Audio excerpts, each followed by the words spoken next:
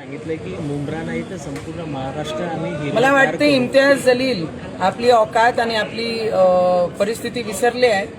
त्यांनी जे म्हटलं की सिर्फ मुंब्रा नहीं पूरी महाराष्ट्र को हरा करेंगे, छत्रपति की औलादें और छत्रपति के भक्त और उनका खून हमारे अभी भी शरीरों में दौड़ रहा है।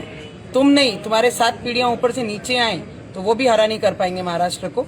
इतना एवढा मानसिकतेचे जे पद्धत आहे, मला वाटते की इम्तियाज जलीलला तमीज हा विसरलेला आहे।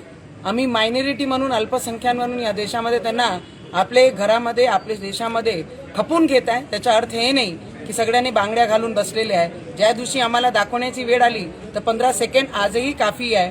तुमच्या स्वप्नातील हिरवं करणं हा पूर्ण होणार नाही। आणि असे लोकांना ज्यांना तमीज विसरलेले आहे, जे बायांबद्दल जेही बोलतात, पत्रकार परिषद घेऊन पूर्ण महाराष्ट्राला धमकी देऊन राहिल्या की ज्या छत्रपती शिवाजी महाराजांचा महाराष्ट्र आहे त्या पूर्ण महाराष्ट्राला आपण हिरवा करू, तर तुमच्या धमक्याला आम्ही भीक सुद्धा घालत नाही। इम्तियाज जलील, लक्षात ठेवा, तुम्ही ज्या शहरात राहतात त्या शहराचं नाव संभाजी महाराजांच्या नावाने दिलेला शहर आहे।